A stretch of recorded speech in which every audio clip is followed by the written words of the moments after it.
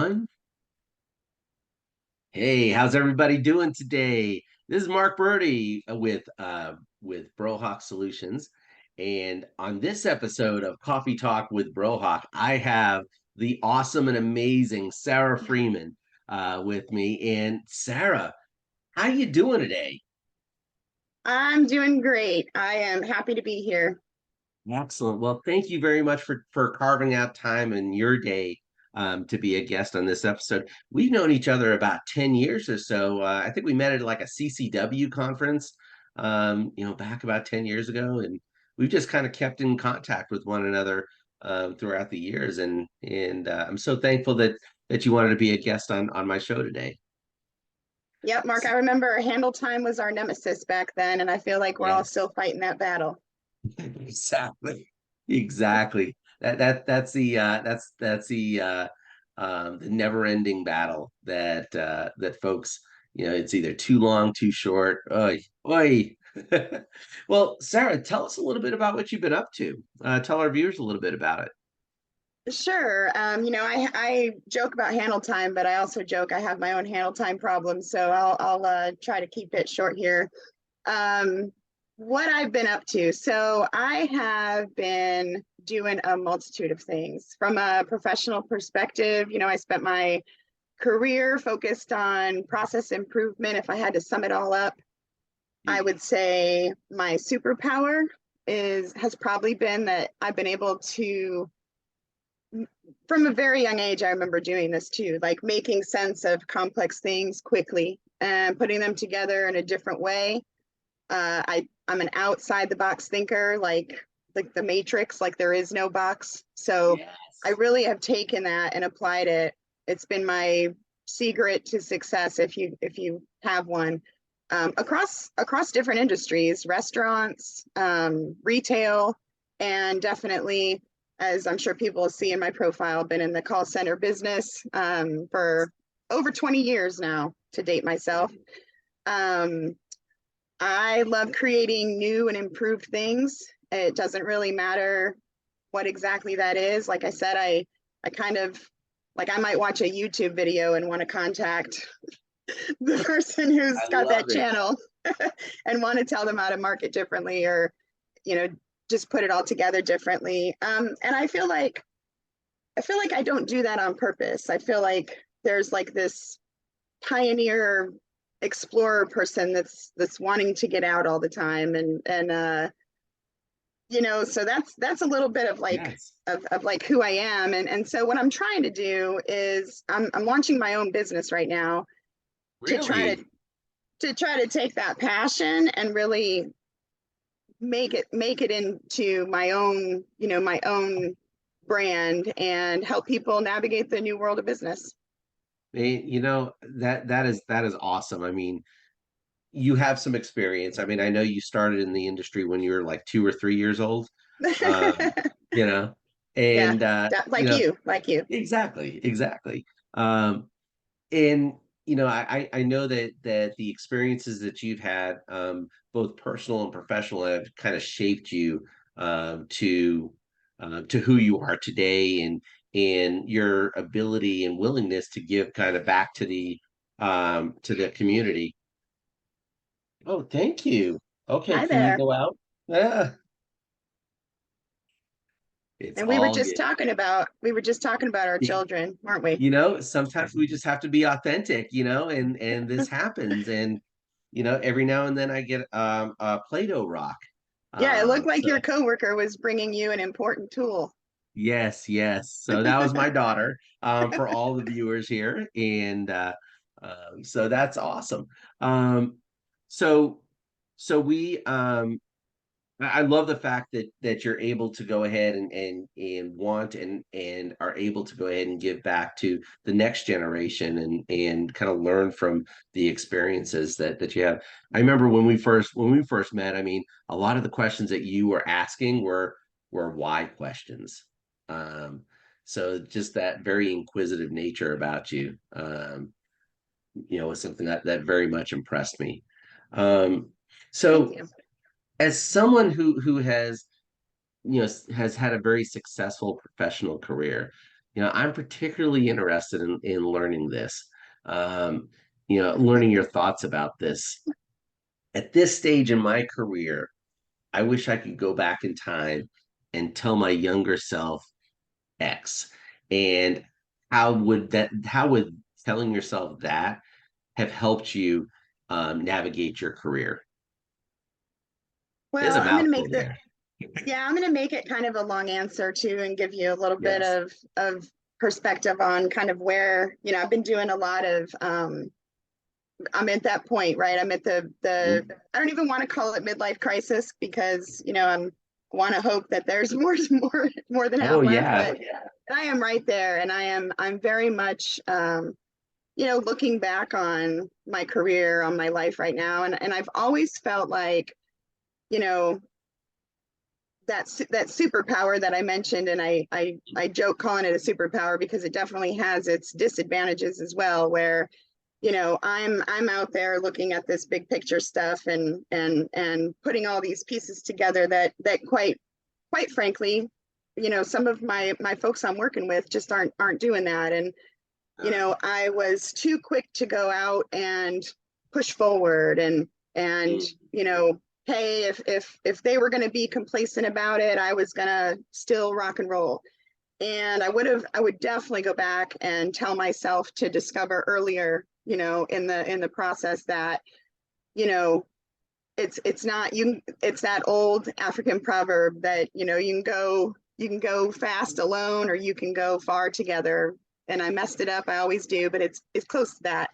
Yes. um but this is something like, since I was young, I mean, I was in like honors programs, always kind of siphoned off into a different group. I played a lot of sports and stuff. I played softball, I was in cheerleading, basketball, marching My band, gosh. symphonic band.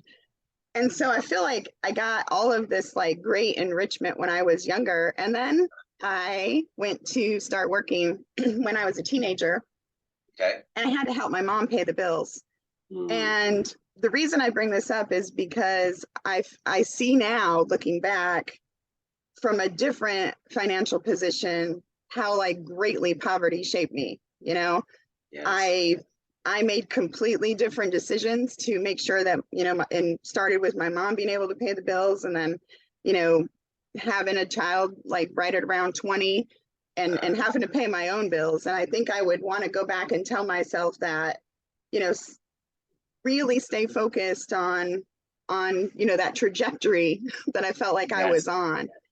And how, and it made me passionate. It's like it's kind of what helped me kind of feel called to serve. Like, there was so much potential Uh-huh. at such a young age. And I went to be a fast food manager. My And I didn't go to college right after school. I waited to do that until probably 10 years into my career. And had I made different choices earlier, which, my mom was pushing me to do, it's not that she was asking me to pay the bills. Yeah. I would go back and I would listen to my mom. And I think that's a good thing to say. It's Mother's Day Yes. coming up. And I would definitely, educate myself on some of those things that shaped me, and how they impacted me. Yeah. And I also would have, I've been doing a lot of research into some of these initiatives I'm working on. And I think I would have told myself about to research things on like left-handedness. I'm left-handed, and I think But it you're would in have your helped right me understand. mind. Right. I think it would have helped me understand some of the way I do things differently, and how I Okay. might have harnessed that superpower differently in my career, and Mhm. helped me have a different conversation with people. That's That was a long awesome. answer. No, no, that was a great answer because the part of it that I like the most is you're being introspective. You're at a point in your career where you can be introspective about, okay, how did I get from point A to point B to point C where I am today? And these are some things that helped mold me and shape me. And now I understand them better.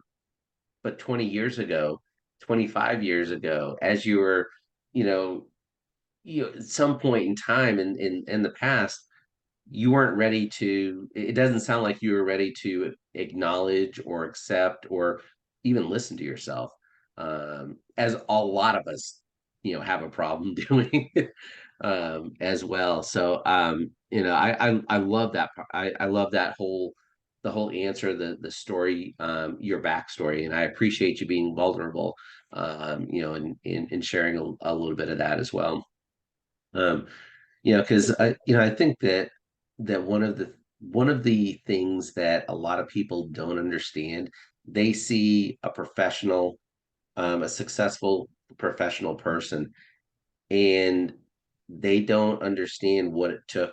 Sometimes people don't understand what it took to get to that point, and what struggles, personal or professional struggles, that they had to deal with, in order to get to where they are today. So, appreciate the vulnerability there, for sure. Definitely. So I was hoping you were gonna tell us that you have a way we can go back and tell ourselves that. yeah, you know it. I what is it? Back to the Future. I wish I had a DeLorean, that we could, kick up to about 88, miles per hour, and be a Marty McFly or something. Maybe we could just like go tell Chat GPT, pretend that I Yes, went back and told myself this. yes. Who's the new me Oh, or whatever. that's a great idea, actually. You, Maybe we should do that. yeah, you're inspiring me. You know, I'm getting ideas on this. Um, so leaders today, I mean, you bring up ChatGPT as as a technological advance that wasn't here when we started our careers. But what do you see the biggest challenges leaders today face versus what you saw as challenges early on in your career? Yeah, I love this question. So, you and I have this perspective that's it's going to be unique for we're in this middle point between Yes. pre-internet and post-internet and all of the effects that have come along with it. And I think really if you summed it all up, it's just exponential impacts from technology, like year over year. So early in my career, the internet being very early, we Yep. were only dreaming about working remotely. We were, Hmm.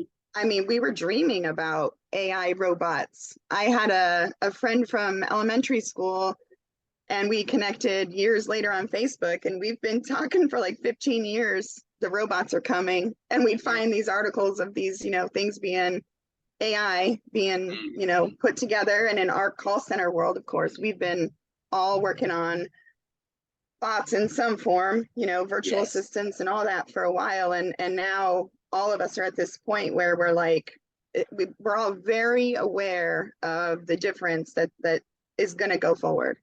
I think in the past, and I'm a video gamer myself, so I'm biased in this answer, but I think back then a lot of video gamers were totally like seeing this future laid out because groups of people, 100 people are coming together to raid together, in the game from all over the world. And I think that the biggest challenge that we face today is that all of this is it's amazing. I mean, what a time to be alive. And the greatest thing is every human gets to say that really, as Yes. we advance forward. It's always what a time to be alive. But there's such and I steal this from I think it comes from the military if I'm recalling correctly, but it's called VUCA. Okay. And I think about it all the time. And what it is it's the volatility and uncertainty of today's complex environment. That is the problem. Um, Yes. this is how it's a formula that the military put together because the world is constantly getting change is constantly gathering its pace, Yep. and they have an acronym that they use to look at it, but it really is the biggest problem facing us today. Technology is advancing Hmm. ridiculously fast, and this is the part I really want us all to think about. Leaders ourselves have a great deal of mistrust in corporations, in the future, in the decisions that are going to be made. nobody really knows, right? You see all around us, the elephant in the room, the layoffs happening in our industries, Yes. the AI that is, there's the versions available to us that, you know, try talking to a chat bot about how unethical it might be to take jobs when the information it's spitting out is inaccurate, and it'll Yep. tell you all day long that that's not unethical, but Yes. it is. And so we as leaders, look, we all have a responsibility, and Mm. it's that old saying, with more power comes more responsibility. We have to stand Yes. up and we have to say, there is a way that we want to lead our people, and we need to have trust in each other, and building that back in this current environment and all of the uncertainty, it takes what it takes, and it takes brave people, and it takes Mm. people that are really ready for that roller coaster. So Yeah. that's my long No, answer. no, that's awesome. I think I love the fact that you hit on trust, because that's something that technology can, in its current state, AI, even if it's even in its most advanced state today, you don't have the empathy, you don't have trust. And at the end of the day, as a leader, it's all about the relationships, not pushing buttons. Um, you know, I Yep. mean, unless you want to do the, like, what our kids do to us and push our buttons, all day long. But and we, were able to push their buttons as well. So, everybody knows the trigger points for each other. But I think that Yep. um, being able to establish and maintain some level of trust is such a great point, um, that you bring up, because it's a foundation of, um, what's the term, relationships matter. um, Yep. and Well, if and you I can, yeah, sorry, go I, ahead. I didn't mean to cut you off, Mark. No, you're good, go ahead. I was just going to add, I think that, there's specific leadership skills that Mhm. are required, and you just hit the nail on the head. It's all around actual, like, all of the fat gets cut out. Mhm. All of the manager needs to get in there and get in the weeds and do the do. Manager doesn't need to do that anymore. And so the positions all raise up a level, right? Yeah. And so there's people that maybe need to go out and get some more training, and they need to Mhm. own that, and they need to, really embrace that there are leadership skills that are for the future, and there's the ones that played well in the past, and we're entering a new era of management, Uh-huh. and people need to really lean into that. I think that gone are the days where you should expect people to self-sacrifice and, hurt their own well-being. I think that we've proven now that we can level up society faster if we go forward. So I think instead of us backsliding, like I think people Yep. want to do, and it's because growth is uncomfortable, Mhm. we really just need, as leaders, we need to say, maybe it's management, maybe I studied something else, but now I don't need that really, and I need to take some management courses. And just I really think that if we all just take that next responsible step, that we can combat that volatility. But we need to have brave people. We need to have true leaders right now, and not people that are, you know, willing to, as they say, salute smartly, take orders, and backslide. All right. It's at the end of the day, it sounds like, you know, the ability to effectively communicate, um, is one of those leadership skills, um, that just is so mission critical. As you were going through that comment, that's what was popping into my head was, um, at the end of the day, it's all about how are we communicating, so that it's not do as I say and do it now, but understanding how to effectively hit those positive triggers for people so that they want to follow you, um, as opposed to managing. I remember a few years back, I was interviewing for a role, and the last question that I asked the interviewees, who ended up being my bosses, is, are you looking for a manager? Or are you looking for a leader? Because if you're Right. looking for a manager, I'm not the right person for the job. If you're looking for a leader, then let's talk some more, um, because it was getting to the point, even a few years back, that uh, folks were getting burnt out with the 80s management styles, Right. uh, you know, and um, I think that, um, the other thing that you brought up just a little bit ago was about personal development, and each person has to own that personal development, for themselves. So, what would be your top recommendations, for folks who might consider themselves at a decision point or an inflection point in their careers? Um, that would help them, and some of that may be, around, are they looking for professional development opportunities? Are they really trying to figure out what their passion and purpose is, in the work that they want to do? What are your thoughts there?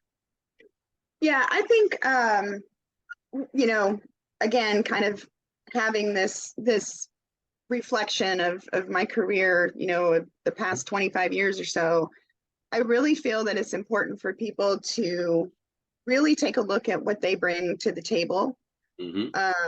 Look at the holistic group of skills, if you will, for lack of a better way to say it. And really, somebody might think, oh, well, I do X position and I have these five things that I do every day. Well, those five things that you do every day very likely intertwine with a lot of other fields. And you might be in a position where, a lot of us ended up in, just the kind of mentality of career development was you kind of get put where your bosses want you and not necessarily where, you always wanted to be. And I Uh, think when you look at those skills, you can say there's this whole different world that might be opened up. And so I would definitely say to do that because it's easy to get wrapped up in, organizations do a phenomenal job of branding their culture of you know really having people go and eat, breathe, and talk and do, walk the talk and do all of that stuff. Go ahead and get your own, like, eat, breathe, yes. and do the Mark Brody culture, do the Sarah culture, because Yes. that is what's going to matter at the end of the day. You know, I come from working for companies for a long time, and I probably should have had that in my answer. I'd go back and I'd tell myself, really think about what you bring, because a job is a job and a position's a position, and that's what it's going to be like. And I would also just have, if I had a one liner, I would say, um, like, do what makes you happy, even if it's uncomfortable, because it's good. It's probably going to be uncomfortable at first. Yep. And but if the end in mind makes you happy, that's where you need Hmm. to aim for. I like that sentiment. Be comfortable with the uncomfortable. Yeah, Um, I love it. and that's where I think a lot of people are just so unsure of what tomorrow is going to hold, from a professional standpoint.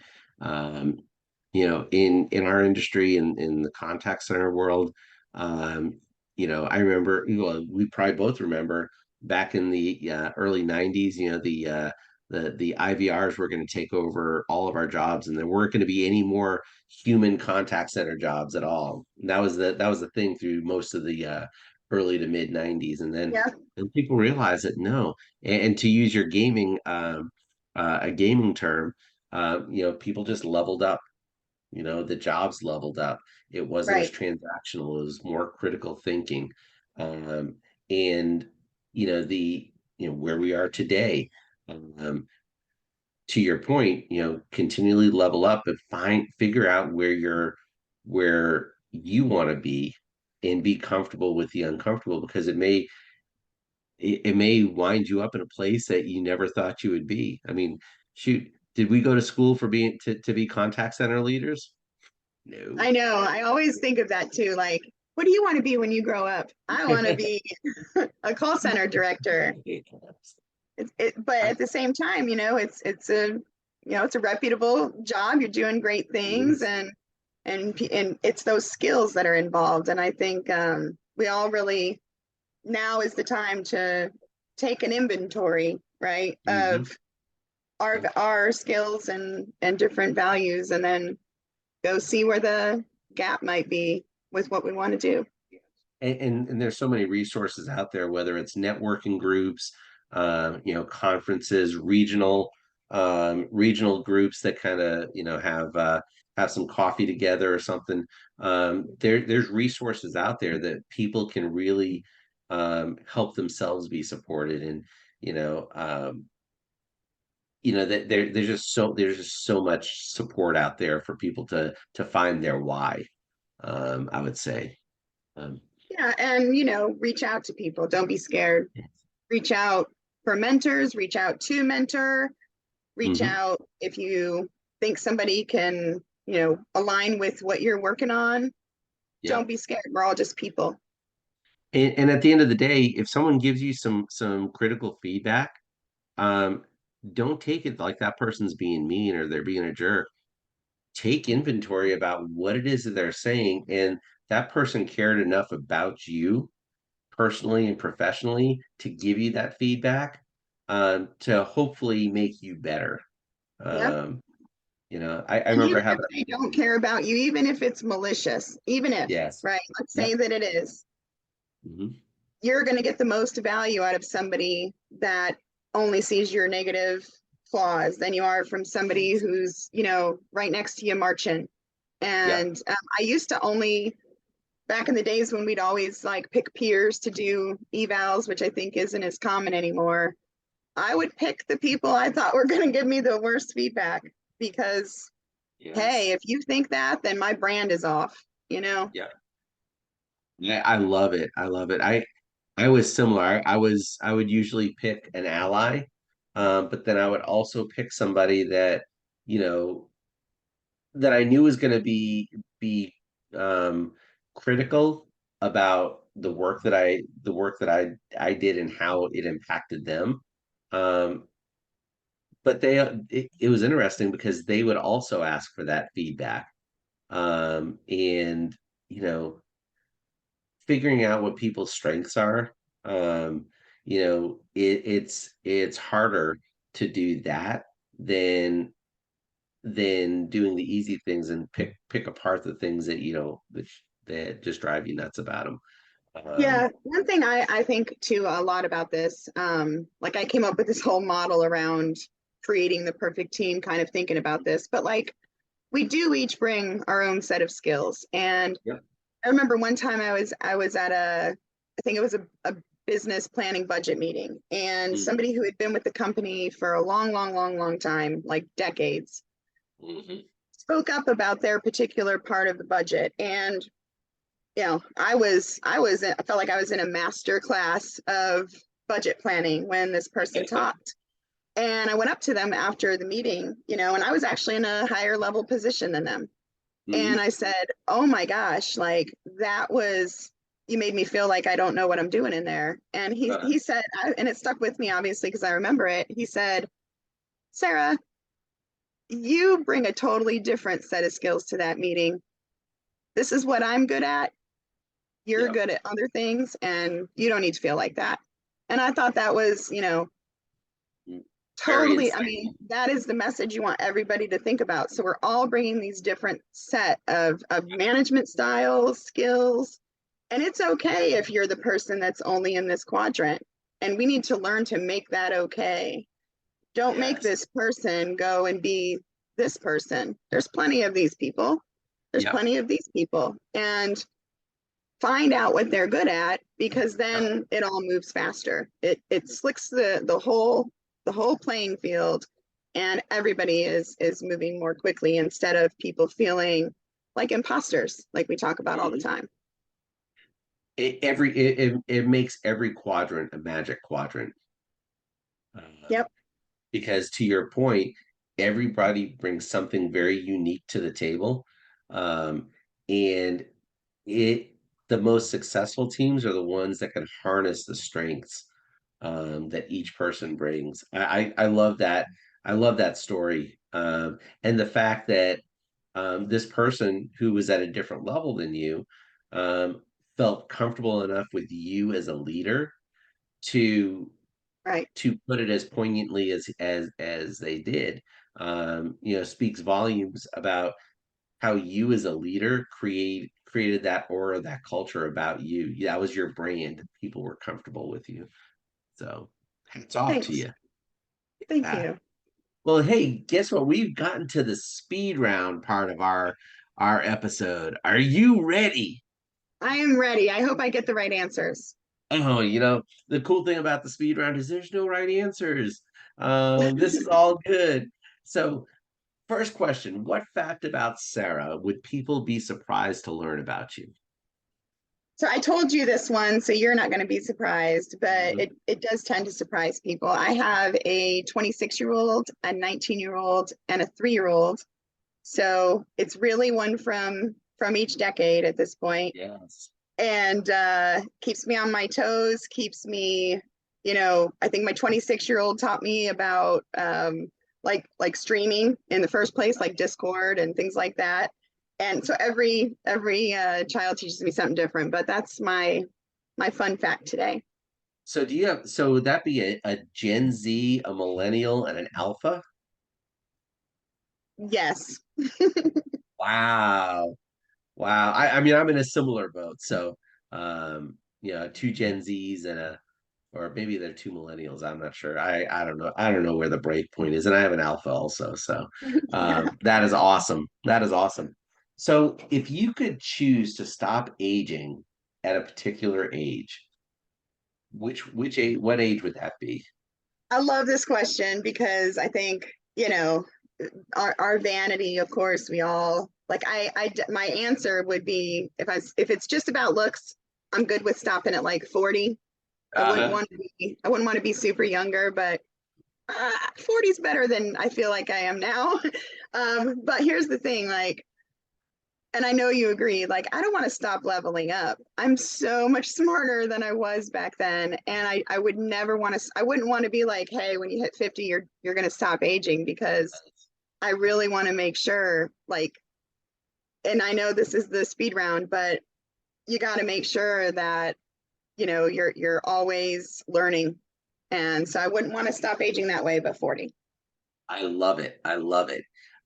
Yeah, never stop learning. I mean, shoot, my daughter tells me that all the time. I'm going to teach you something that I learned in school today. I'm like, all right, come on, let's go. Hey, so, what's your go-to tactic for unwinding after a stressful day? I think some easy ones would be hot tub, fire pit, but I also, if it's been a really stressful day, I like to turn on a video game and try to escape, uh, Excellent. get What's your into that game? flow. Um, because I'm, getting older now, it's not one of the new ones that the kids play or Okay. anything, but it's EverQuest. Oh, It's an old nice. like Dungeons and Dragons type of game. There you go. Awesome, awesome.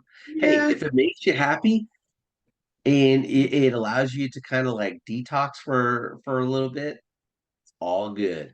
It's all good. Yep. um so what childhood memory um always puts a smile on your face? This one was hard. I know when I'm thinking about this one, man, it's a real toss up. I don't know, probably softball.